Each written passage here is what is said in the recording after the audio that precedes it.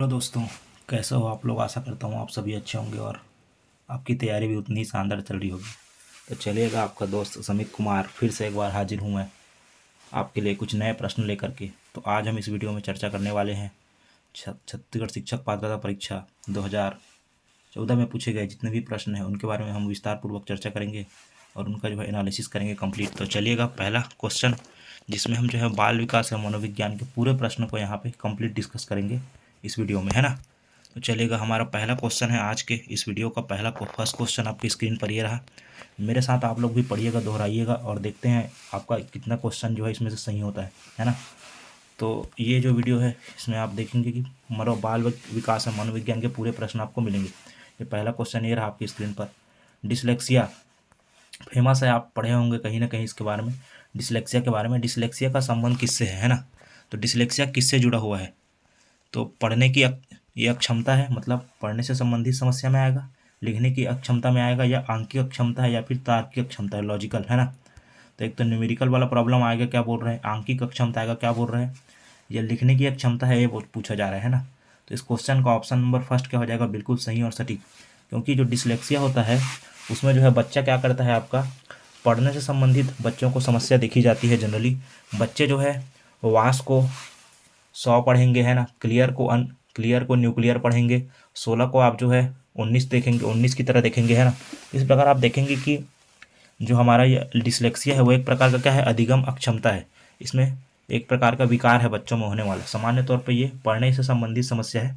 इसके अलावा कुछ और विकार हैं जिसके बारे में आप लोग को बता देना चाहता हूँ, जैसे कि डिस्फेजिया।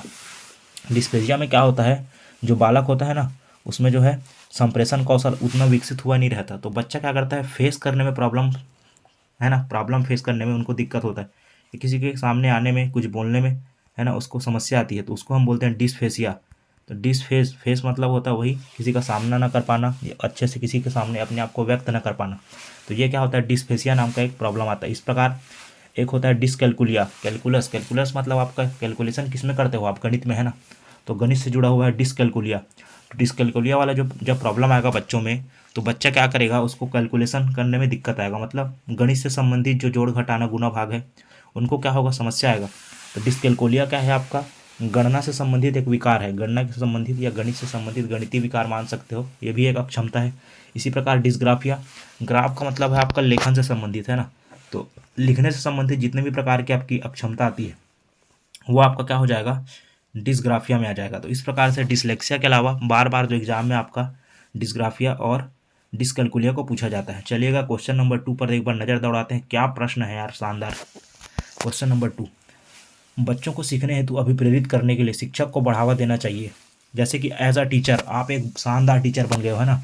तो अब आपको क्या करना है, बच्चों को पढ़ाना है, कोई चीज़ को सिखाना है। तो सिखाने के लिए आप किस चीज़ को बढ़ावा देंगे, है ना। तो यहाँ पे ऑप्शन नंबर फर्स्ट बोलता है कि आप जो है प्रतिस्पर्धा को बढ़ावा देंगे कक्षा में, या कक्षा में आने वाले जो बच्चे हैं उनको पुरस्कृत करेंगे कि हाँ बेटा चलो तुमने ये अच्छा काम किया, तुम्हें ये प्राइज़ मिलेगा, ये प्राइज़ मिलेगा। तो आप इनमें से कौन सा जो है यहाँ पे आप उपाय करेंगे, बच्चों के लिए क्या उपाय करेंगे। क्या इसके लिए आप जो है सीखने हेतु उचित स्थिति और वातावरण का निर्माण करेंगे, या फिर आप जो है कक्षा में जो प्रतिभाशाली बच्चे हैं ना, कक्षा में जो हमारे प्रतिभाशाली बच्चे हैं उनकी प्रशंसा करेंगे। तो ये इनमें से यदि हम देखें तो सबसे अच्छा जो हमारा उपाय रहेगा वो क्या होगा, आपका ऑप्शन नंबर 3, है ना। ऑप्शन नंबर 3 जो है आपका क्या बोलता है कि आप जो है सीखने हेतु क्या करेंगे, बच्चों को वो उचित वातावरण प्रदान करेंगे, एक सकारात्मक माहौल क्रिएट करेंगे, एक अच्छा माहौल बनाएंगे जिसमें बच्चा क्या है, खुद आगे आ सके और खुद आगे आकर के क्या करे, बढ़ चढ़ के किसी भी क्रियाकलाप में, कक्षा की गतिविधि में भाग ले, ताकि उनका जो है संज्ञानात्मक विकास, उनका जो है आलोचनात्मक विकास, उनका जो है खुल करके विकास हो। बच्चे अपने जो है सकारात्मक और नकारात्मक जो पहलू है उनको टीचर के सामने रख सके और उनमें कॉन्फिडेंस बिल्डअप होगा, है ना। तो इस प्रकार हम बोल सकते हैं कि जब बच्चों को सीखने हेतु अभिप्रेरित करना होता है तो शिक्षक को ना उसके लिए उचित स्थिति और वातावरण का निर्माण करना चाहिए, ताकि बच्चा जो है क्या कर सके, अपने आप को सामने ला सके, सामने ला करके अपनी प्रतिभा को दिखा सके, है ना। तो इस क्वेश्चन का ऑप्शन नंबर सी क्या हो जाएगा, बिल्कुल सटीक आंसर। क्वेश्चन नंबर 3 क्या बोलता है, देखिएगा दोस्तों। क्वेश्चन नंबर 3 बोलता है निम्न में से कौन सा या कौन से अच्छे अनुशासन के लिए मुख्य तत्व है। इसका मतलब आपको एक कक्षा में डिसिप्लिन वाला एक माहौल बनाना है। तो एक अच्छा अनुशासन बनाने के लिए प्रमुख तत्व कौन कौन से है। तो ये पहला बोलता है कुशल मुख्याध्यापक मतलब प्रिंसिपल से संबंधित है।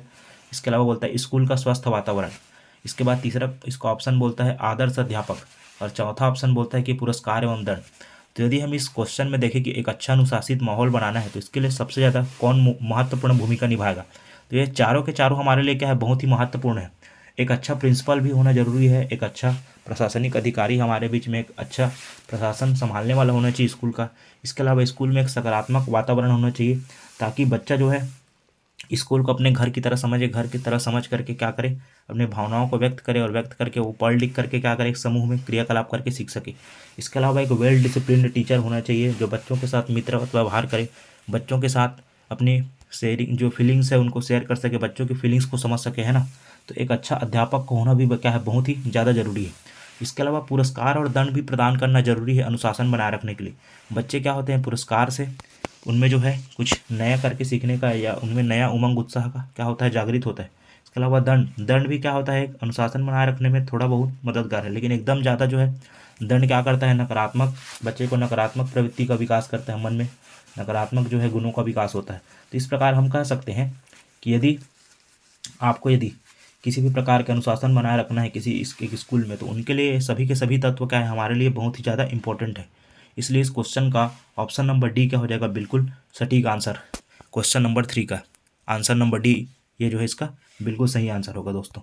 चलिए अगला क्वेश्चन देखते हैं, क्वेश्चन नंबर 4। क्या शानदार प्रश्न है, मज़ा आ गया यार। एक आदर्श अध्यापक में पाया जाने वाला गुण है, एक अच्छा टीचर में कौन कौन सा गुण होना चाहिए। अब आप अपने आप को ही लेकर के देख लीजिए, यदि आप किसी एक विद्यालय में टीचर बनते हैं तो एक टीचर के अंदर कौन कौन सा ऐसा गुण होना चाहिए, उनका कैसा कैसा आपका विशेषता होना चाहिए, वही आपको बताना है। तो टीचर के अंदर तो सबसे पहले लोकतांत्रिक दृष्टिकोण होना चाहिए। लोकतांत्रिक दृष्टिकोण का कहने का मतलब है कि अपना विचार तो रखे ही रखे बच्चों के सामने, बच्चों के विचार को भी क्या करे, अपना सके, उनके विचारों को भी सोच सके, समझ सके, है ना। उनके जो है प्रभावी ढंग से उसको पढ़ा सके, पढ़ा करके सबको बराबर अवसर प्रदान करे, ये होता है लोकतांत्रिक दृष्टिकोण। इसके अलावा विषय वस्तु पर अधिकार, मतलब जिस विषय को आप पढ़ाने जा रहे हो उस विषय के बारे में आपको क्या होनी चाहिए, अच्छी पकड़ होनी चाहिए, गहरी समझ होनी चाहिए, उसके बारे में आपको सही गलत का उचित ज्ञान होना चाहिए, है ना। सार्थक निष्कर्ष निकलने वाला आपको शिक्षण अध्यापन कराना है। इसके अलावा बाल मनोविज्ञान का ज्ञान, बाल मनोविज्ञान का ज्ञान सबसे ज़्यादा महत्वपूर्ण है, क्योंकि बाल मनोविज्ञान के माध्यम से हम क्या समझते हैं, बच्चे के जो है मानसिक और भावनात्मक जो ज़रूरतें हैं उनके अनुसार हमें शिक्षण किस प्रकार से करना है, इसी को तो हम जान पाते हैं क्या जी, बाल मनोविज्ञान में। तो बाल मनोविज्ञान का ज्ञान होना सबसे ज़्यादा ज़रूरी है ताकि हम बच्चे के विकास को समझ सकें, उनका मानसिक शारीरिक विकास किस प्रकार हो रहा है उनको जानेंगे समझेंगे, तो उसी के अनुकूल हम क्या करेंगे, एक वातावरण बना करके, है ना, कक्षा में अध्यापन कराएंगे। तो इस प्रकार हम देख सकते हैं कि यहाँ पे चारों के चारों जो ऑप्शन है आपके, है ना, तीनों के तीनों जो ऑप्शन है बिल्कुल क्या है, सही है। इसलिए क्वेश्चन नंबर 4 का आंसर नंबर डी क्या हो जाएगा, बिल्कुल सही आंसर। इसके बाद देखते हैं क्वेश्चन नंबर 5, बहुत ही शानदार प्रश्न है। क्वेश्चन नंबर 5 क्या बोलता है, पिछड़ा बालक वह है जो अपने पाठ्यशाला या जीवन के मध्य जो है 10 से 11 वर्ष में अपनी आयु के अनुरूप सामान्य कक्षा से नीचे कक्षा का कार्य न कर सके। यह कथन किसका है। कहने का मतलब ये है कि पिछड़ा बालक के बारे में एक परिभाषा बताया गया है और ये बोला गया है कि इस कथन को किसने बोला है। तो इस कथन के बारे में यदि हम बात करें तो पिछड़ा बालक के बारे में सबसे ज़्यादा रिसर्च जो है अध्ययन किया था सिरिल बर्ट ने। तो इस क्वेश्चन का ऑप्शन नंबर फर्स्ट ही क्या हो जाएगा, सही। सिरिल बर्ट क्या है, बहुत प्रसिद्ध मनोवैज्ञानिक थे। उन्होंने क्या किया था, पिछड़े बालकों के ऊपर विशेष तौर पर अध्ययन अध्यापन का कार्य किया था और उन्हीं अध्ययन अध्यापन के कार्य के पश्चात उन्होंने यह निष्कर्ष निकाला था कि पिछड़ा बालक जो है ना वो अपनी पाठशाली जीवन जो उसका पाठ्यकाल का जो जीवन होता है ना 10 से 11 वर्ष, वो क्या करता है उस वर्ष में भी अपने सामान्य आयु के जो बच्चे होते हैं ना उसी की उम्र के अन्य बालक होते हैं उनसे क्या करता है थोड़े से नीचे कार्य भी नहीं कर सकता। मतलब उनको जो है सामान्य तौर पे जो बालक है उसी के लेवल का प्रश्न दिया जाए तो भी क्या करेगा, वो थोड़ा सा उनसे पीछे ही रहेगा। मतलब कक्षा में क्या है, बच्चा जो है पीछे रहेगा और पीछे रह करके क्या करता है, गृह कार्य को ना करना, है ना। तो ये सब क्या है, इनके पिछड़े बालकों के लक्षण है। तो पिछले बालकों के बारे में विशेष रूप से सिरिल बर्ट को जाना जाता है। जरूर याद रखिएगा, ये क्वेश्चन बहुत बार आपका एग्जाम में पूछा गया है। चलिएगा अगला क्वेश्चन देखते हैं, क्वेश्चन नंबर 6। क्वेश्चन नंबर 6 क्या कहता है आपका, आपकी कक्षा में एक बच्चा रोज आपको परेशान करने के लिए क्या करता है, अप्रासंगिक प्रश्न पूछता है। अप्रासंगिक प्रश्न पूछता है तो आप क्या करेंगे ऐसी स्थिति में। तो आपसे कुछ भी अजीबोगरीब प्रश्न किया जा रहा है, बच्चा जानबूझकर आपको परेशान करने के लिए प्रश्न पूछ रहा है अध्ययन अध्यापन के दौरान, तो अब क्या करेंगे उस समय। तो उस समय आपका क्या उपाय रहेगा, क्या करेंगे आप देखेंगे, है ना। तो उस समय क्या करेंगे आप? तो प्रधानाचार्य से शिकायत करेंगे? बिल्कुल नहीं। ये तो आपका खुद का जिम्मेदारी है भाई कि आप उसे किस प्रकार संभालते हैं बच्चे को, है ना। उसे डांटेंगे, डांटने से तो माहौल फिर खराब हो जाएगा, है ना, लड़ाई झगड़े वाली स्थिति आ जाएगी। उससे बातचीत करेंगे। हाँ, ये सबसे बेटर तरीका हो सकता है कि आप जो है बच्चे से बातचीत करो, उनके समस्या को जानने का प्रयास करो, उसके इस प्रकार जो व्यवहार कर रहा है उस व्यवहार का कारण क्या है, उसके कारण को जानने का प्रयास करेंगे और उसको समझाने का प्रयास करेंगे कि बेटा ऐसा व्यवहार करने का तुम्हारा उद्देश्य क्या है ना। उसके पीछे का मंशा जानेंगे बच्चे का। तो ये हमारा एक अच्छा आंसर हो सकता है, ऑप्शन नंबर सी। इसके अलावा ऑप्शन नंबर डी बोलता है उसके माता पिता से शिकायत करेंगे। तो माता पिता से शिकायत करने तक तो ठीक है, लेकिन यहाँ पे माहौल क्या हो सकता है और ज़्यादा बिगड़ सकता है। इस प्रकार हम कह सकते हैं कि आपका ऑप्शन नंबर सी क्या हो जाएगा, इस क्वेश्चन नंबर 6 का आंसर हो जाएगा बिल्कुल सही, है ना। चलिए अगला क्वेश्चन देखते हैं। पियाजे की कौन सी अवस्था का संबंध अमूर्त एवं तार्किक चिंतन से है? अब देखिए प्रश्न में ही लिखा है यहाँ पे अमूर्त, अमूर्त और तार्किक चिंतन। तो पियाजे ने क्या किया है, आप 4 अवस्थाएं बताई है जिसको मैंने पिछले वीडियो में भी आपको बताया था, जिसमें से इसकी अंतिम और चौथी अवस्था आपकी होती है औपचारिक या बोल सकते हैं अमूर्त एवं तार्किक चिंतन की अवस्था। ये जो है आपका 11 से लेकर के 15 वर्ष तक की रहता है इसमें जो है समय जो है, और इनमें जो है पियाजे ने 4 अवस्थाओं में अंतिम अवस्था इसको नाम दिया है। तो यदि हम बात करें पियाजे की पहली अवस्था तो ये है संवेदी क्रियात्मक अवस्था। पियाजे की जो दूसरी अवस्था ये है मूर्त संक्रियात्मक अवस्था, है ना। और पियाजे की जो है आपकी तीसरी अवस्था जो है यहाँ पे आप देख सकते हैं, तो इसमें जो है पहला जो है संवेदी गामक अवस्था हो जाएगा, जिसको आप इंद्रिय जनित गामक अवस्था भी बोलते हैं, सेंसरी मोटर स्टेज। इसके अलावा आपका दूसरा जो स्टेज है पियाजे का वो आपका क्या हो जाएगा, पूर्व संक्रियात्मक अवस्था, है ना, प्राक संक्रियात्मक अवस्था, जो कि 2 से 7 वर्ष तक चलता है। इसके अलावा आपका तीसरा जो स्टेज है वो आपका हो जाएगा मूर्त संक्रियात्मक अवस्था, जिसको बोलते हैं सेंसरी मोटर स्टेज या कॉन्क्रीट ऑपरेशनल स्टेज, जिसमें ठोस वस्तुओं के बारे में बच्चा जो है संकल्पना करता है, उनके बारे में क्रमबद्धता, वर्गीकरण जैसे, संरक्षण जैसे चीज़ों का विकास होता है। इसके अलावा चौथा और आखिरी अवस्था आपका कौन सा है, मूर्त संक्रियात्मक अवस्था। तो इसी अमूर्त संक्रियात्मक अवस्था, अमूर्त या फिर इसको आप बोल सकते हैं आपका अमूर्त संक्रियात्मक अवस्था को formal operational stage. Formal operational stage में ही क्या करता है बच्चा जो है अमूर्त चिंतन का विकास होता है, तार्किक चिंतन करना शुरू कर देता है। तो अमूर्त चिंतन, तार्किक चिंतन, निगमनात्मक चिंतन, है ना, अनुमान लगाना, परिकल्पना का निर्माण करना, ये सब जो है संज्ञान की सर्वोच्च अवस्था भी इसे कहा गया है। तो ये चौथी अवस्था जो है यही आपका क्या हो जाएगा, इसका आंसर ऑप्शन नंबर सी। इसके अलावा देखते हैं एनसीएफ 2005 की संस्तुतियों के अनुसार, मतलब एनसीएफ 2005 के अनुसार कक्षा 1 एवं कक्षा 2 के विद्यार्थियों के लिए मूल्यांकन का क्या तरीका अपनाना चाहिए। मतलब छोटे बच्चों के लिए कक्षा 1 और कक्षा 2 के बच्चों का मूल्यांकन आप किस प्रकार से करेंगे, ये पूछा जा रहा है ना। तो इसके लिए सबसे बढ़िया तरीका कौन सा होगा? तो पहला बोलता है कि लिखित परीक्षण के आधार पर, मतलब लिखित परीक्षा लेकर के। दूसरा बोलता है आपका मौखिक परीक्षण के आधार पर, तो मौखिक परीक्षण मतलब बच्चे तो उतना बोलना, इसमें यहाँ पे बोलना समझना वाइवा टाइप से क्वेश्चन हो जाएगा। तो ये दोनों ऑप्शन तो आपका कुछ सटीक लग नहीं रहा है। लिखित और मौखिक परीक्षण के आधार पर ये भी नहीं होगा। तो सबसे बढ़िया तरीका क्या है बच्चे के बारे में जानने का? अवलोकन या प्रेक्षण बोल सकते हो, ऑब्जर्वेशन या प्रेक्षण। प्रेक्षण के आधार पर हम क्या कर सकते हैं, बच्चे के बारे में बहुत ही शानदार तरीके से उसके बारे में समझ सकते हैं। योजनाबद्ध तरीके से प्रोजेक्ट कार्य दे करके या बच्चे के दिन भर के क्रियाकलाप को अवलोकन करके हम उनका जो है इसी के आधार पे हम क्या कर सकते हैं, उनका मूल्यांकन कर सकते हैं। तो एनसीएफ 2005 के अनुसार मूल्यांकन का सबसे बढ़िया तरीका क्या होगा, बच्चे का अवलोकन या प्रेक्षण करना। तो प्रेक्षण के आधार पर हम उनका मूल्यांकन आसानी से कर सकते हैं और हमारे मूल्यांकन के जो उद्देश्य है उनका जो है पता लगा सकते हैं कि उसकी पूर्ति कहाँ तक का हुआ है ना। इसके बाद क्वेश्चन नंबर 9 है, संस्कृति पर शिक्षा का क्या प्रभाव पड़ता है। संस्कृति पर शिक्षा का क्या प्रभाव पड़ता है? तो संस्कृति को की निरंतरता को बनाए रखता है ना। संस्कृति के हस्तांतरण में सहायता करता है, संस्कृति का परिष्करण करेगा या उपरोक्त सभी। तो यदि हम बात करें हमारे जो संस्कृति के विकास में सभी ओर से चहुमुखी विकास में क्या है, शिक्षा का बहुत बड़ा रोल है। संस्कृति पर जो है शिक्षा का प्रभाव आप देख सकते हो कि आप जो है पीढ़ी दर पीढ़ी जो हमारे कल्चर है, हमारे रीति रिवाज है, हमारी परंपराएं है, उनका जो है हस्तांतरण जो है स्थानांतरण एक पीढ़ी से दूसरी पीढ़ी में शिक्षा के माध्यम से ही हो पा रहा है। हम भी जो है हमारे पूर्वजों के रीति रिवाजों परंपराओं को हमने शिक्षा के माध्यम से ही जाना है। इस प्रकार इस क्वेश्चन का ऑप्शन नंबर डी क्या हो जाएगा, बिल्कुल सही, है ना।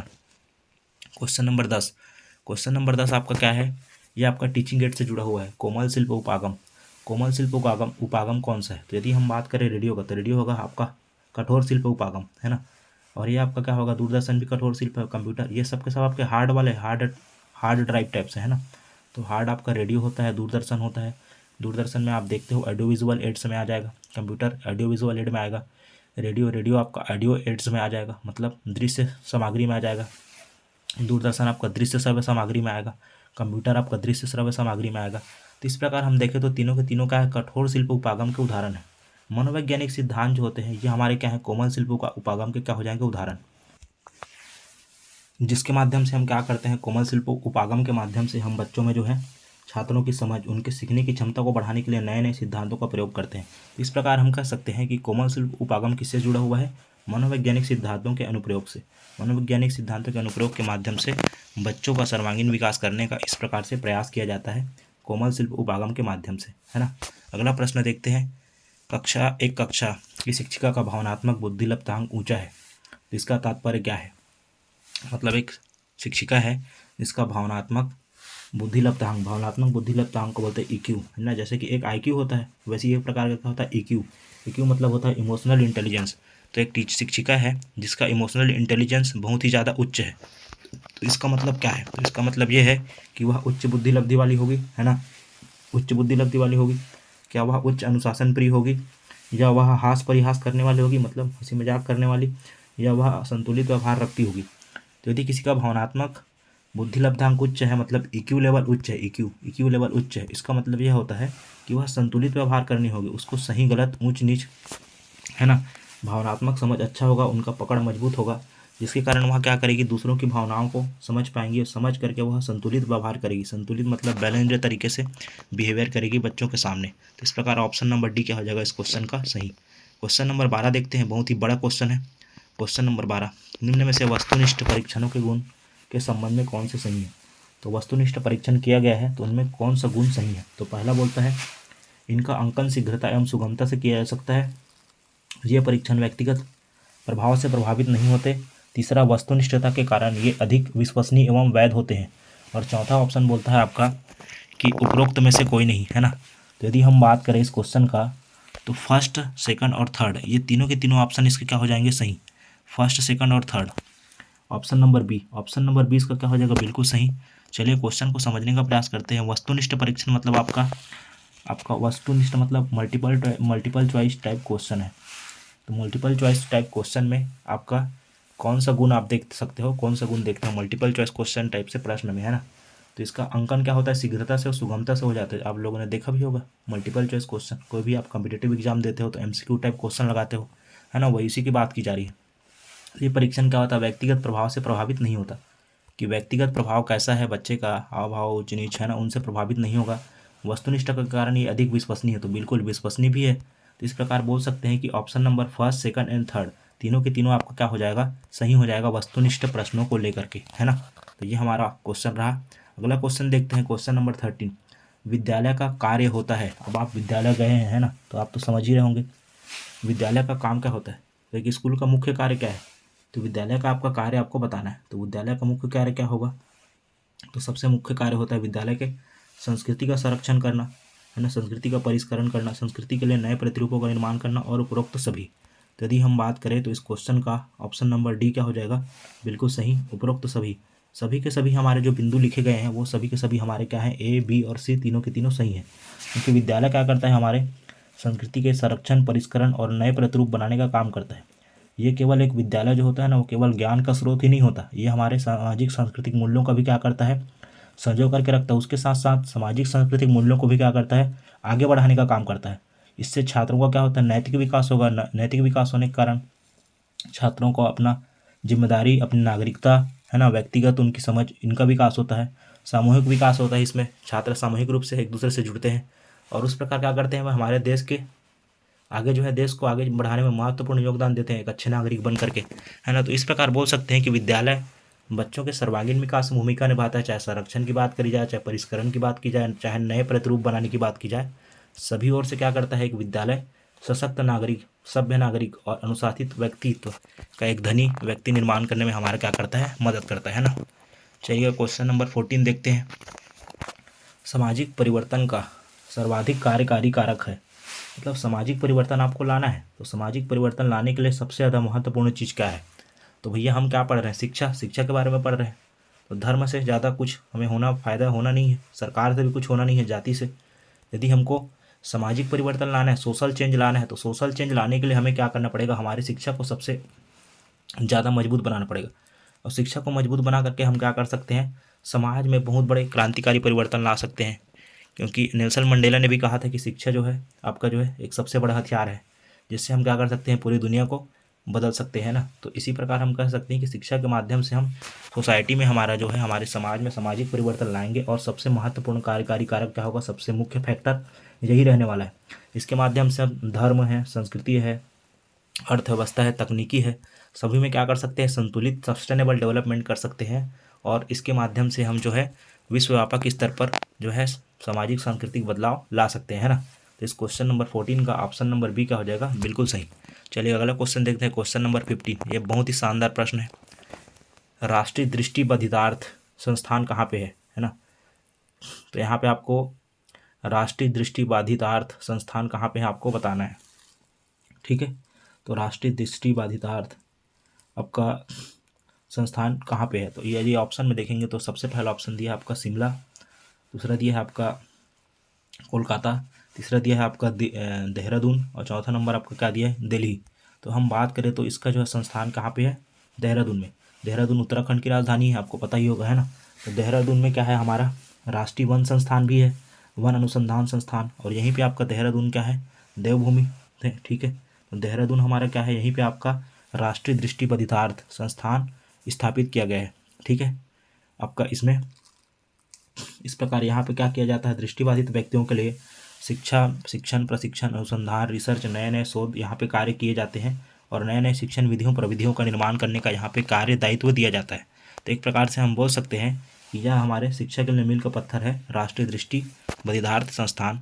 तो इस क्वेश्चन का ऑप्शन नंबर सी क्या हो जाएगा, बिल्कुल सही आंसर, है ना। चलिएगा क्वेश्चन नंबर 16 पे आते हैं दोस्तों। बहुत ही शानदार प्रश्न है क्वेश्चन नंबर 16। क्वेश्चन नंबर 16 क्या कहता है कि शिक्षण प्रक्रिया के महत्वपूर्ण अंग कौन कौन से हैं। तो शिक्षण प्रक्रिया के अंग कौन कौन से हैं, तो यदि हम बात करें तो शिक्षक के बिना तो शिक्षण प्रक्रिया अधूरा ही है। इसके अलावा स्टूडेंट के बिना तो फिर विद्यालय का कोई औचित्य रह ही नहीं जाता। इसके अलावा पाठ्यक्रम, करिकुलम, साल भर की जो योजना होती है ना, उसके बिना तो कुछ होगा ही नहीं। पाठ्यक्रम के बिना, पाठ्यक्रम से ही तो हम क्या करते हैं, बच्चे को क्या सीखना है, क्या नहीं सिखाना है, क्या उचित है, क्या अनुचित है, इसके बारे में जान पाते हैं।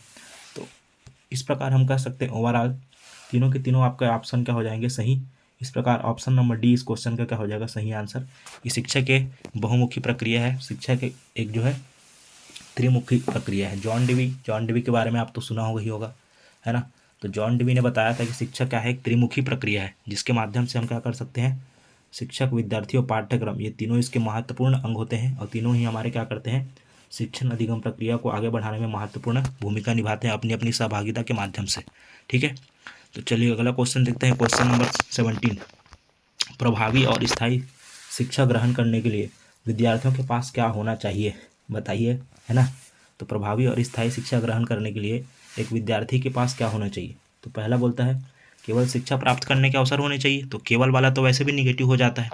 दूसरा, योग्यता और अभिप्रेरणा का वांछित स्तर होना चाहिए। तीसरा, केवल उपयुक्त बौद्धिक स्तर होना चाहिए। और चौथा बोलता है केवल सीखने की योग्यता होनी चाहिए, ठीक है। तो यदि हम बात करें इस क्वेश्चन का, जो है हमारा बिल्कुल सही ऑप्शन, इसका जो है सही आंसर क्या हो जाएगा आपका, योग्यता और अभिप्रेरणा, है ना। तो एक प्रकार का आपका योग्यता और अभिप्रेरणा दोनों ही चीज़ों का होना बहुत ज़्यादा जरूरी है। जब कोई विद्यार्थी क्या करना चाहता है, आपका प्रभावी और स्थायी शिक्षा ग्रहण करना चाहता है, तो उस विद्यार्थी के पास आपका योग्यता और अभिप्रेरणा बहुत ज़्यादा जरूरी है। योग्यता का मतलब क्या होता है आपका, कि कोई बच्चा जो है किसी विषय या क्षेत्र को समझने और सीखने के लिए कितना उसके पास आवश्यक ज्ञान है, वो उसका क्या कहलाता है, योग्यता कहलाएगा, है ना। इसी प्रकार अभिप्रेरणा मतलब होता है मोटिवेशन। तो भैया जब तक आप किसी चीज़ को सीखने का आपके अंदर इच्छा नहीं रहेगा, आपके अंदर प्रेरणा नहीं रहेगी, तो आप किसी चीज़ को सीख कैसे पाओगे। तो इसीलिए यहाँ पे क्वेश्चन नंबर जो है आपका 17 का ऑप्शन नंबर 3 क्या हो जाएगा, ऑप्शन नंबर 2 क्या हो जाएगा, बिल्कुल सही। योग्यता और अभिप्रेरणा का वांछित स्तर ही होना चाहिए बच्चों के अंदर, ताकि बच्चा जो है क्या कर सके, प्रभावी और स्थायी शिक्षा ग्रहण कर सके, है ना। तो इन दोनों का होना बहुत ही ज़्यादा जरूरी है किसी भी विद्यार्थी के लिए प्रभावी शिक्षण ग्रहण करने के लिए। चलिए अगला क्वेश्चन देखते हैं। अगला क्वेश्चन बहुत ही शानदार प्रश्न है, सही जोड़ी मिलाना है, मैच द फॉलोइंग है, ठीक है। तो यदि हम बात करें रिपब्लिक, एक तरफ आपका दिया गया है किताबों के कुछ नाम हैं, या फिर बोल सकते हैं उनकी कुछ सोसाइटी या संस्थान है, और दूसरे तरफ उनको स्थापित करने वाले मनोवैज्ञानिकों की सूची है ना। तो दोनों को आपको क्या करना है, मिलाना है। तो यदि हम बात करें रिपब्लिक, रिपब्लिक नाम का जो है आपका ये किताब जो है, द रिपब्लिक नाम की जो यदि हम किताब की बात करें तो रिपब्लिक नाम का जो किताब है वो किसने लिखा है, तो प्लूटो। रिपब्लिक नाम का जो किताब है इनका संबंध प्लूटो के साथ है। प्लूटो ने क्या किया था यहाँ पे जो है रिपब्लिक नाम की किताब के माध्यम से बताया था। इनमें जो है रिपब्लिक के माध्यम से किताब एक लिखा गया था। इसी प्रकार एमिल, एमिल एंड एजुकेशन, तो एमिल भैया जो है आपका क्या है, एमिल जी जो है आपके सीधा सीधा आपका एमिल जो है रूसो से जुड़े हुए हैं। तो एमिल जो है हमारे क्या है, सॉरी, एमिल जो हमारे क्या है रूसो से जुड़े हुए हैं। एमिल के माध्यम से रूसो जो है आपका क्या है, इसके बारे में आप लोगों ने सुना होगा रूसो के बारे में, ठीक है। ये आपके प्रकृतिवादी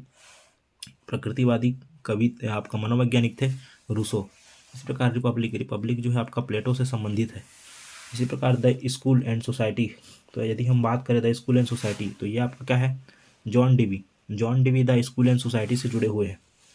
इसके अलावा संख्या विधि, तो संख्या विधि की हम बात करें तो संख्या विधि के जनक माने जाते हैं दयानंद सरस्वती। यहाँ पे प्रिंटिंग मिस्टेक होने के कारण थोड़ा सा गड़बड़ी नज़र आ रहा है, तो इसका ऑप्शन नंबर 2 है ना, ऑप्शन नंबर 2 इसका हो जाएगा दयानंद सरस्वती। यहाँ पे ऑप्शंस में कुछ मिस्टेक है, इसके लिए मैं क्षमा चाहूँगा, लेकिन इसको आप लोग एक बार देख लीजिएगा। यदि आपके पास क्वेश्चन पेपर होगा तो यहीं पे थोड़ा मिस्टेक नज़र आ रहा है ऑप्शन में, तो इस क्वेश्चन का ऑप्शन बी इसका क्या हो जाएगा, सही है ना। तो एक बार मैं पुनः एक सही इसका आंसर बता देना चाहता हूँ, आप लोग नोट डाउन कर लीजिएगा आपकी कॉपी में। रिपब्लिक, रिपब्लिक के जो है आपके रिपब्लिक नाम की किताब के लिखने वाले हैं, लेखक है प्लूटो। एमिल एंड एजुकेशन, इसके लेखक है रूसो, है ना। और द स्कूल एंड सोसाइटी, इसके लेखक है जॉन डीवी। और संध्या विधि के लेखक है आपके दयानंद सरस्वती। तो इसमें दयानंद सरस्वती ऑप्शन में आपको दिया नहीं गया है, तो इसको एक बार जरूर सुधार लीजिएगा आप लोग, है ना। और इसका ऑप्शन नंबर बी क्या हो जाएगा, 4312 इसका बिल्कुल सही आंसर हो जाएगा क्वेश्चन नंबर आपका 18 का। तो चलिएगा अगला क्वेश्चन देखते हैं, क्वेश्चन नंबर 19। खेल शिक्षण विधि के प्रतिपादक है, तो खेल शिक्षण विधि के जनक कौन माने जाते हैं आपको बताना है, खेल शिक्षण विधि के जनक। तो यदि हम खेल शिक्षण विधि की बात करें तो इसमें पहला नंबर दिया गया सुकरात, है ना, दूसरा नंबर दिया है फ्रॉबेल, और तीसरा नंबर है किलपैट्रिक, और चौथा नंबर आपका दिया गया है अरस्तु। तो यदि हम अरस्तु की बात करें तो महान दार्शनिक अरस्तु थे, है ना, जीव विज्ञान के जनक माने जाते हैं जिसको। इसके अलावा जंतु विज्ञान के जनक है। इसके अलावा किलपैट्रिक महोदय है, किलपैट्रिक महोदय ने प्रोजेक्ट विधि दिया था, मैं आपको पिछले लेक्चर में पढ़ाया था, प्रोजेक्ट विधि के बारे में बताया था आपको किलपैट्रिक महोदय ने। सुकरात ये भी महान दार्शनिक थे। इस प्रकार बोल सकते हैं फ्रॉबेल, फ्रॉबेल ने क्या किया था, हमारे खेल शिक्षण विधि को क्या दिया था, बढ़ावा दिया था। तो फ्रॉबेल ने हमारे खेल या शिक्षण विधि को बढ़ावा दिया था। इसमें इन्होंने क्या किया था, फ्रॉबेल ने खेल विधि के माध्यम से बच्चों को सिखाने का बढ़ावा दिया, और इसमें बोला कि बच्चों के लिए क्या किया जाए, एक किंडरगार्टन बनाया जाए जिसके माध्यम से क्या करें, एक बच्चों का बगीचा का निर्माण किया जाए। किंडरगार्टन मतलब बगीचा, तो बच्चों का एक बगीचा बनाया जाए जहाँ पे वे क्या कर सके, हंसते खेलते हुए क्या कर सके, प्रशिक्षित हो सके, और प्रशिक्षित होकर के क्या करे, शिक्षा ग्रहण कर सके, है ना। पढ़ाई को क्या है, बचपन से ही बच्चों में दबाव के रूप में प्रेशराइज करके पढ़ाया लिखाया ना जाए, इस प्रकार से इन्होंने खेल विधि को क्या किया था, बढ़ावा दिया था फ्रॉबेल ने। तो इस क्वेश्चन नंबर 19 का ऑप्शन नंबर बी क्या हो जाएगा, बिल्कुल सही। चलिए अगला क्वेश्चन देखते हैं, क्वेश्चन नंबर 20। सिरिल बर्ट फिर आ गए, जय हो सिरिल बर्ट की। तो सिरिल बर्ट महोदय के अनुसार पिछड़े बालकों की बुद्धि लब्धि होती है ना। तो सिरिल बर्ट ने बताया है कि पिछड़े बालकों की बुद्धि लब्धि कितनी होनी चाहिए। तो इसके लिए आपको क्या करना है, एक टेबल है आता है बुद्धि लब्धि से संबंधित IQ लेवल का, उसमें आप लोग देखना, इसमें बुद्धि लब्धि क्या होना चाहिए, कम, 85 से कम। तो जो पिछड़े बालक होते हैं उनकी बुद्धि लब्धि 85 से क्या होता है आपका 85 से बिलो रहेगा, कम रहेगा।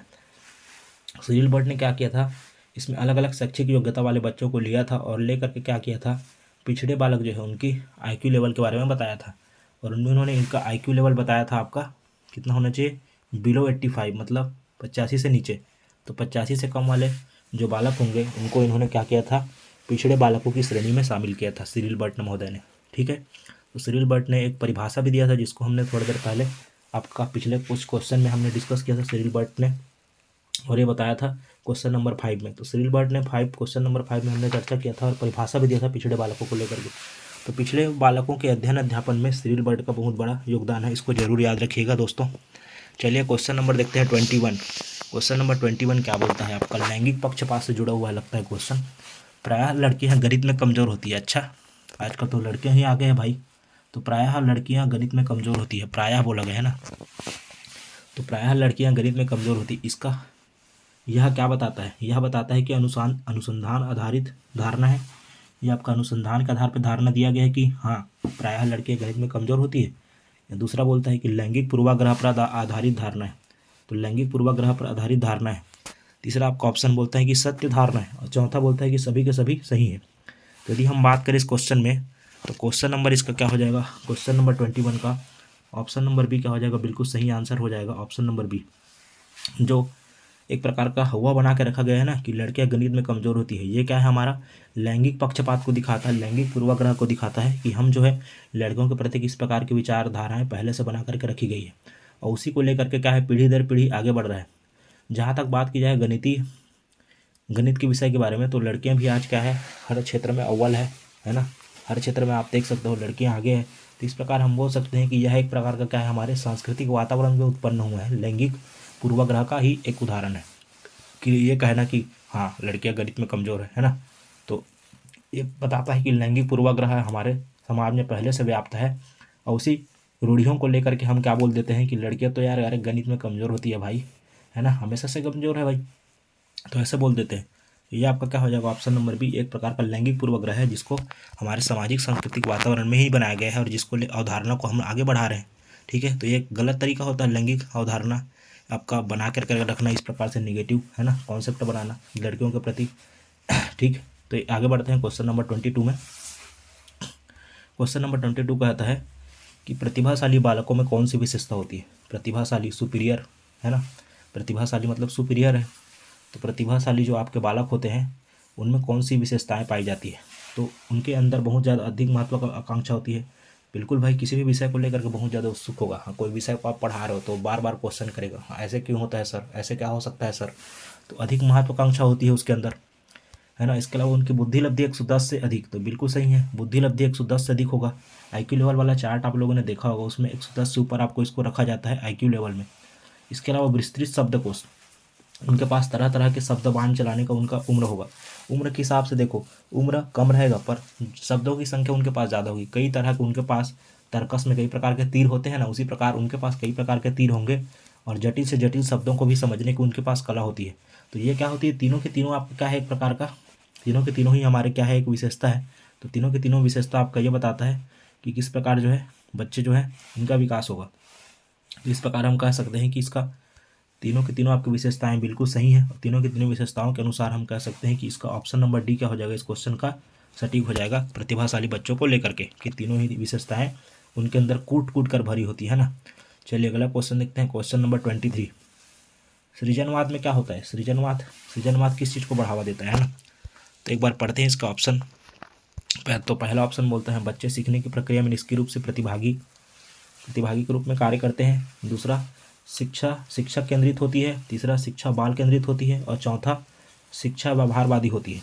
तो यदि हम बात करें सृजनवाद का मतलब होता है बढ़ चढ़ के बच्चों के विशेषताओं को, बच्चों के गुणों को, बच्चों के मांग को, बच्चों के विशेषताओं को ध्यान में रखते हुए शिक्षण विधियाँ बनाना, और उन्हीं शिक्षण विधियों को क्या करना, बच्चों के ऊपर इम्प्लीमेंट करना, ताकि बच्चे जो है रचनात्मक तरीके से अपने जो है प्रतिभा को सबके सामने रख सके, विषय वस्तु के बारे में अलग अलग तरीके से सोच सके, है ना। क्रिटिकल थिंकिंग यहाँ पे डेवलपमेंट करना होता है, और बच्चे रचनात्मक तरीके से, कंस्ट्रक्टिव तरीके से अपने आप को क्या कर सके, सामने ला सके।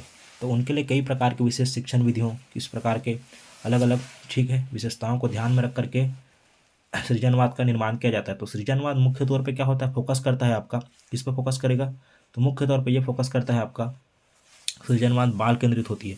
पूरा बच्चों की विशेषताओं, बच्चों की मांग, बच्चों की उम्र, बच्चों की आयु, बच्चों से संबंधित शिक्षण विधियाँ, उनको ध्यान में रख करके ही क्या किया जाता है, इसका निर्माण किया जाता है। तो सृजनवाद मुख्य रूप से बच्चों के आसपास ही होती है, मतलब ये क्या होता है, चाइल्ड सेंटर्ड होता है, बच्चों के केंद्रित ही होती है सृजनवाद का सिद्धांत जो है। ठीक है, तो चलिए अगला क्वेश्चन देखते हैं, क्वेश्चन नंबर 24। निम्नलिखित में से कौन सी परिस्थिति में बच्चे की संज्ञानात्मक एवं सामाजिक विकास अच्छे से होगा। कौन सा ऐसा परिस्थिति है जिसमें बच्चे का सामाजिक और संज्ञानात्मक विकास अच्छे से होगा। ऑप्शन पढ़ लेते हैं। फर्स्ट ऑप्शन है जब बच्चे को महत्वपूर्ण माना जाए, उसकी भावनाओं को सम्मान किया जाए। दूसरा, बच्चे को अधिक से अधिक पढ़ने को कहा जाए। तीसरा, बच्चे को सख्त अनुशासन में रखा जाए। और चौथा, बच्चे को बार बार डांटा और फटकारा जाए, है ना। तो यदि हम बात करें बच्चों के संवेगात्मक और सामाजिक विकास की, तो बच्चे का संवेगात्मक विकास से मतलब यह है कि वह अपने आसपास, अपने माहौल, अपने दोस्तों, अपने सहपाठियों, अपने टीचर्स, अपने स्कूल स्टाफ है ना, उनके साथ कैसा उनका हाव भाव बना हुआ है, सामाजिक रूप से वो घुल मिल के रह रहा है कि नहीं रह रहा है, इन सब की बातें हो रही है। यदि हम बात करें संवेगात्मक और सामाजिक विकास का, संवेगात्मक और सामाजिक विकास किसी भी बच्चे का तब अच्छा होगा जब क्या किया जाए, उनको अधिक से अधिक क्या दिया जाए, बच्चों को महत्वपूर्ण स्थान दिया जाए कक्षा में, और कक्षा में स्थान देने के साथ साथ बच्चों को ही महत्वपूर्ण मान करके उनकी भावना जो प्रकट की जा रही है, उन्हीं भावनाओं को क्या किया जाए, सम्मानित किया जाए। तो बच्चों की भावनाओं को सम्मान देना, उनकी बातों को समझना, सुनना, उनको सुनने वाला समझने वाला भी तो होना चाहिए, ताकि जो है वो क्या कर सके, उनका विकास अच्छे से हो सके। तो इस क्वेश्चन का 24 का ऑप्शन नंबर 1 क्या हो जाएगा, बिल्कुल सही। चलिए अगला क्वेश्चन देखते हैं 25। बच्चों में अच्छे चरित्र के निर्माण के लिए क्या जरूरी है भाई, तो बच्चे में यदि अच्छे चरित्र का निर्माण करना है तो इसके लिए क्या जरूरी है, हमारे ऑप्शन नंबर देख लेते हैं एक बार। तो पहला ऑप्शन आपका बोलता है कि पाठ्य पुस्तकों में चरित्र निर्माण संबंधी क्या होने चाहिए, विषय को शामिल किए जाने चाहिए। दूसरा, चरित्र निर्माण के लिए बड़े बड़े व्याख्यान देने चाहिए, है ना। तीसरा आपका बोलता है कि कक्षा कक्ष गतिविधि इस प्रकार हो कि बच्चों का चरित्र निर्माण में सहायता मिल सके। और चौथा आपका ऑप्शन बोलता है कि महापुरुषों की जीवनी बच्चों को पढ़ाई जानी चाहिए। तो चलिए इसको थोड़ा एनालिसिस कर लेते हैं, है ना। और एनालिसिस करेंगे तो देखते हैं कि यहाँ पे हमारा क्या हो रहा है उसको आगे। तो यदि हम ऑप्शन नंबर फर्स्ट की बात करें तो पाठ्य पुस्तकों में चरित्र निर्माण संबंधी पाठ होने चाहिए। तो ये अच्छी बात है कि चरित्र निर्माण से संबंधित पाठ होने चाहिए, पर अच्छे चरित्र निर्माण होने के लिए एकदम सटीक तो यहाँ तक जहाँ तक ये उचित बैठ नहीं रहा है। इसके अलावा चरित्र निर्माण के लिए व्याख्यान दिए जाने चाहिए। तो व्याख्यान देने से तो बच्चे क्या करेंगे, तो ध्यान तो देंगे, पर शायद ही वो अपने चरित्र में उसको उतार पाए, क्योंकि छोटे बच्चों को व्याख्यान देना मतलब एक प्रकार का बोरियत महसूस होगा बच्चों को, है ना। बच्चे सुनना पसंद नहीं करते, उतना छोटे बच्चे अपने आप में मगन रहते हैं खेलने कूदने में, है ना, अपने दोस्त फ्रेंड्स के साथ, तो ज़्यादा समय तक एकाग्रतापूर्वक बैठ ही नहीं पाएंगे। तो इसलिए ऑप्शन नंबर बी थोड़ा कुछ सटीक लग नहीं रहा है। इसके अलावा ऑप्शन नंबर सी पे यदि हम बात करें तो कक्षा कक्ष गतिविधि इस प्रकार हो कि बच्चों को चरित्र निर्माण में सहायता मिल सके। हाँ, बच्चों को कुछ प्रैक्टिकल नॉलेज के माध्यम से, प्रोजेक्ट के माध्यम से, क्रियाकलाप के माध्यम से, कहानी के माध्यम से, प्रहसन के माध्यम से, नाटक के माध्यम से बच्चों को अवसर प्रदान करें, ताकि बच्चा क्या कर सके। जैसे गांधी जी का रोल दे दिए, है ना, महात्मा गांधी का, भगत सिंह का रोल दे दिए, सुभाष चंद्र बोस का रोल दे दिए, विवेकानंद जी का रोल दे दिए। तो इस प्रकार हम क्या कर सकते हैं, चरित्र निर्माण में सहायता कर सकते हैं। तो गतिविधि क्या होता है, एक अच्छा उपाय होता है कक्षा कक्ष गतिविधि चरित्र निर्माण करने के लिए। इसलिए इस क्वेश्चन का ऑप्शन नंबर सी क्या हो जाएगा, बिल्कुल सही आंसर। अब क्वेश्चन नंबर 26 देखते हैं। भारत के शैक्षिक इतिहास में किसने प्राथमिक शिक्षा को मौलिक अधिकार संबंधी बिल धारा सभा इंपीरियल काउंसिल में प्रस्तुत किया था। तो इंपीरियल काउंसिल जब बैठाया गया था तो उसमें सबसे पहले किस व्यक्ति ने मौलिक अधिकार, शिक्षा से संबंधित मौलिक अधिकार के बारे में इंपीरियल काउंसिल में प्रस्तुत किया, तो उस व्यक्ति का आपको नाम बताना है ना। यदि हम बात करें कपिल सिब्बल जी, तो इन्होंने नहीं किया था। जवाहरलाल नेहरू तो उस समय नहीं किया था इन्होंने। अबुल कलाम आज़ाद ये भी नहीं थे। गोपाल कृष्ण गोखले जी, गोपाल कृष्ण गोखले जी इन्होंने क्या किया था, उस समय जो इंपीरियल काउंसिल हमारा बना हुआ था उसमें सबसे पहले आपका मौलिक अधिकार, शिक्षा को, प्राथमिक शिक्षा को मौलिक अधिकार के रूप में सबसे पहले बिल पास किया गया था। और इसी को लेकर के बाद में संविधान का 86वें संशोधन हुआ 2002 में, जिसके माध्यम से क्या किया गया, स्थायी रूप से शिक्षा को मौलिक अधिकार में शामिल कर लिया गया। यह संशोधन में यह बताया गया शिक्षा का मौलिक अधिकार में कि 6 से लेकर 14 वर्ष तक के सभी बच्चों को क्या दिया जाएगा, बिल्कुल मुक्त और अनिवार्य शिक्षा दी जाएगी। तो इसलिए इसका ऑप्शन नंबर सी क्या हो जाएगा, गोपाल कृष्ण गोखले। इन्होंने क्या किया था, इंपीरियल काउंसिल में सबसे पहले प्राथमिक शिक्षा को क्या किया जाए, मौलिक अधिकार में शामिल किया जाए, इसके लिए बिल को पास करवाने के लिए प्रस्तुत किया था, है ना। तो ये क्वेश्चन नंबर 26 इसका सी जो है ऑप्शन सही होगा। इसके बाद है 27, मूल्यांकन से क्या अभिप्राय है। मूल्यांकन का क्वेश्चन हमने पिछले प्रश्न, जो हमारा पिछला वीडियो है उसमें भी चर्चा किया था। मूल्यांकन से एक प्रश्न बिल्कुल श्योर है, आएगा ही आपके CGTT के एग्जाम में, या सीटेट हो, कोई भी एग्जाम दे रहे हो आप, उसमें तो आएगा ही। मूल्यांकन से अभिप्राय है, मूल्यांकन का क्या अर्थ होता है। तो पहला है, ये छात्रों की आवश्यकताओं का पता लगाता है। पहला ऑप्शन बोलता है कि छात्रों की आवश्यकताओं को पता लगाता है, ठीक है। दूसरा ऑप्शन बोलता है कि छात्रों की बुद्धि का पता लगाना इसका उद्देश्य होता है मूल्यांकन का, इवोल्यूशन का, है ना। इसके अलावा मूल्यांकन का उद्देश्य होता है छात्रों के अधिगम की सफलता व असफलता का अध्ययन करना। और चौथा, स्वाध्याय का परीक्षण करना। तो यदि हम बात करें ऑप्शन नंबर सी, ये इसका बिल्कुल सही आंसर होगा, क्योंकि हमारा ये प्रयास रहता है कि मूल्यांकन के माध्यम से कि बच्चों को क्या किया जाए, बच्चों के अधिगम मतलब वो कभी तक कितना सीखा है, क्या सीख रहा है, सीखने की दिशा सही है कि नहीं है, उसको लेकर के हमारा जो उद्देश्य बनाया गया था उस उद्देश्य की पूर्ति हो पा रही है कि नहीं हो पा रही है, बच्चे की कमजोरियाँ कहाँ कहाँ पे हैं, बच्चे को हम किस प्रकार से नए विधि, नए शिक्षण तकनीक, नए आपके शैक्षिक विधियों के माध्यम से, शिक्षण सूत्र के माध्यम से बच्चों को सिखा सके। तो इसी के लिए तो क्या किया जाता है, मूल्यांकन किया जाता है ना। तो इसमें हम क्या करते हैं, बच्चों की अधिगम में कितनी सफलता प्राप्त किया है, कितना नहीं किया है, उनकी कमजोरियाँ कहाँ कहाँ हैं, उसी को तो पता लगाते हैं। इसलिए इस क्वेश्चन का ऑप्शन नंबर सी आपका क्या हो जाएगा, बिल्कुल सही। चलिए क्वेश्चन नंबर 28 है, बहुत ही शानदार प्रश्न है बेसिक शिक्षा को लेकर के। बेसिक शिक्षा हेतु महात्मा गांधी ने किस पाठ्यक्रम पर बल दिया था। तो महात्मा गांधी जी जो है, इनका ये मानना था महात्मा गांधी जी का कि केवल बच्चों को पुस्तकीय ज्ञान ही महत्वपूर्ण नहीं है, पुस्तकीय ज्ञान के अलावा बच्चों को क्या किया जाए, कुछ हस्तकला से संबंधित ज्ञान भी प्रदान किया जाए, ताकि बच्चे जो है हस्तकला के माध्यम से आत्मनिर्भर बन सके, केवल डिग्री लेकर के नौकरी के लिए ही निर्भर ना रहे, है ना। तो हस्तकला से संबंधित कुछ ज्ञान देने की बात कही थी। तो हस्तकला केंद्रित इनका क्या था, बेसिक शिक्षा जो है, हस्तकला के जो पाठ्यक्रम बनाया गया था, सिलेबस जो इसका बनाया गया था, कैरिकुलम जो बनाया गया था, उसमें जो हस्तकला को क्या रखा गया था, केंद्र बिंदु पर रखा गया था। हस्तकला के माध्यम से बच्चे जो है अपना व्यवहारिक ज्ञान प्राप्त कर सके, रचनात्मक विकास हो सके, खुद के स्वरोजगार का अवसर उपलब्ध हो सके, है ना, शारीरिक श्रम को यहाँ पे बढ़ावा मिल सके। भारतीय कला जो संस्कृति है ना, हस्तकला की जो हमारे प्राचीन परंपराएं, हमारे जो प्राचीन हस्तकला के जितने भी आपके आभूषण हैं, आपके वस्त्र हैं, उनको बढ़ावा मिले, वो भी लगातार ट्रेडिशनली चलते रहे पीढ़ी दर पीढ़ी, है ना। तो उसी को लेकर के इन्होंने क्या किया था, हस्तकला केंद्रित पाठ्यक्रम के निर्माण पर क्या दिया था, बल दिया था अपने बेसिक शिक्षा के माध्यम से, है ना। चलिए अगला देखते हैं, क्वेश्चन नंबर 29 है, सेकंड लास्ट आज का क्वेश्चन है इस वीडियो का। छात्रों को ठीक, शाबाश, बहुत अच्छा कहना है। जैसे आपने छात्रों को अरे बहुत यार, बहुत ही शाबाश, ठीक है, बहुत अच्छा बेटा, ऐसा आपने बोला है, तो ये क्या बताता है, ये बताता है शाब्दिक पुनर्बलन को, है ना, कि आपने उसको शाब्दिक पुनर्बलन दिया है। ये बताता है कि आपने उसको अशाब्दिक पुनर्बलन दिया है बच्चे को, या आपने उनको सकारात्मक शाब्दिक पुनर्बलन दिया है, या आपने बच्चे को क्या किया है, यहाँ पे आपने बच्चे को नकारात्मक शाब्दिक पुनर्बलन दिया है।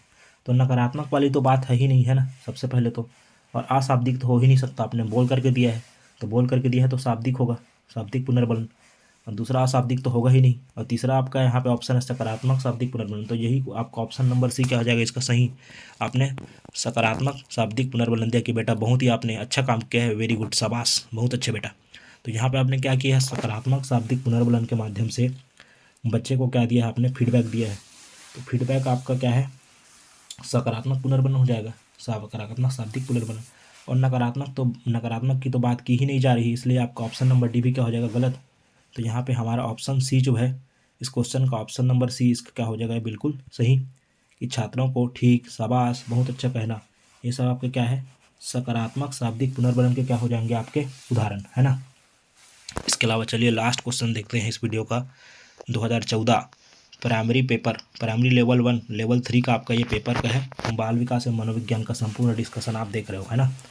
क्वेश्चन नंबर 30, निम्न में से कौन सा श्रव्य दृश्य सामग्री का उदाहरण है। श्रव्य दृश्य सामग्री में कौन कौन आएगा, तो श्रव्य दृश्य सामग्री का उदाहरण है, तो यहाँ पे जहाँ तक मेरे हिसाब से सामग्री है, उदाहरण ना हो करके यहाँ पे क्या होगा, प्रिंट मिस्टेक हुआ है, ये उदाहरण ना हो करके क्या होगा, उद्देश्य।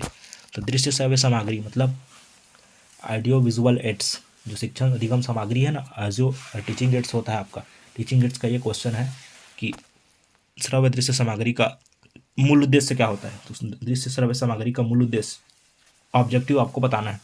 तो आप क्यों उपयोग करते हो, बताओ, आप एज अ टीचर आप उपयोग क्यों करेंगे भाई, हमारा उद्देश्य क्या रहना चाहिए, शिक्षण को प्रभावशाली बनाना है। अब इफेक्टिव होगा शिक्षण, प्रभावशाली होगा, जितना हमें अभी चाक और डस्टर के माध्यम से स्ट्रगल करना पड़ रहा है, मेहनत करना पड़ रहा है, उससे क्या होगा, बच्चा जो है दृश्य श्रव्य सामग्री के माध्यम से, अपने ज्ञानेंद्रियों के माध्यम से जल्दी से सीखेगा। उसके अलावा छात्रों में सृजनात्मकता का उत्पन्न करना, नई जो क्रिएटिविटी है, नए नए तरीके से बच्चे सोच सके, प्रभावशाली तरीके से उनको बढ़ावा देना होता है हमारा उद्देश्य। इसके अलावा शिक्षण अधिगम जो सामग्री होता है, TLM, है ना, टीचिंग लर्निंग मटेरियल, और उसका क्या उपयोग करता है, तो छात्र उसमें क्या होता है, क्रियाशील सक्रिय रूप से बच्चा खुद क्या होगा, इन्वॉल्व होगा पढ़ाई में, और पढ़ाई में इन्वॉल्व होकर के क्या करेगा, शिक्षक के साथ सहभागी बनेगा, और सहभागी बनेगा तो क्या होगा, उनमें चिंतन क्षमता का विकास होगा, चिंतन करेगा, सोचेगा, समझेगा, विषय के बारे में तर्क लगाएगा, है ना, खुल करके अपने जो मत है उसको रखेगा।